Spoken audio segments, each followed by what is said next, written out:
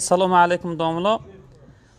در سحر خوردن در ماه شریف رمضان اگر حسیبهای حلال یعنی کلبسه خوریم ممکن است؟ بعضی ها میگویند که ممکن نیست. اکنون برادر عزیز، همین کلبسه ها چی حلالش باشه چی مگزینش باشه هر کدامش باشه، بعضی انسان ها همین تحقیق کردن اصلش یگان نمودی کلبسه بیروغن خوب نمیشده است. همون یعنی چیزی که در یک حالت میقپش میسته از همون روغن خوب در ترکیبش میکردن. حتی همین کلبسه هایی که یعنی حلال گفته مردم ما میگیرنش، اکثر بعضی انسان ها تحقیق کردن حتی همون جاهایی که همچه میبرارن و همون جاها را زنگ زدن گفتن که یگان نمود کلبسه یعنی که بی روغن خوب نمیشه. اگر چنین باشه برادر عزیز، در غیر رمضان هم خوردنش معنی نادرست حرام است.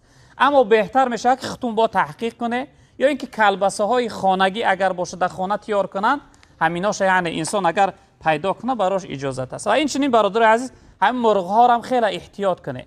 مرغ های مگزینی یا اینکه مرغ هایی که حلال گفته میگیره، اکثر اونها را با سوید میزنن.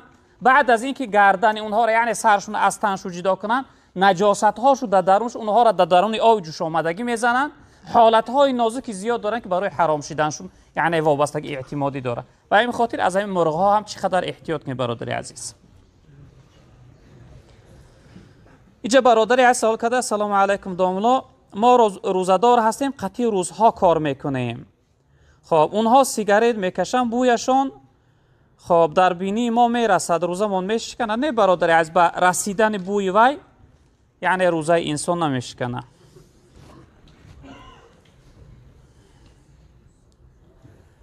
خب جا برادر عزیز سوال که السلام علیکم و رحمت الله داملای عزیز، سوال چنین است: زن در وقتی بینمازیش یعنی در حالت حیض بودنش خب میتواند که از روی تلفن قرآن خواند؟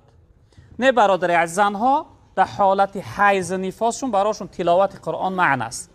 فقط اونها ذکر گفته میتونن، استغفار کرده میتونن. در مذهب خودمون فقها گفتن که آیت ها را جمله جمله خوانده میتونن، یعنی آیت کامل خونده نمیتونن. در مذهب حضرت امام شافعی یک آیت خونده میتونن، اما در مذهب خودمون نمیتونن. در مذهب خودمون فقط جمله جمله میتونن. بهترش نخوندنشونه در حالت یعنی کسل حیض نفاس بودنشون. حتی انسان جنوب هم اینچنه، انسان که در حالت جنابت وی هم آیات قرآن تلاوت کرده نمیتونه برادر عزیز.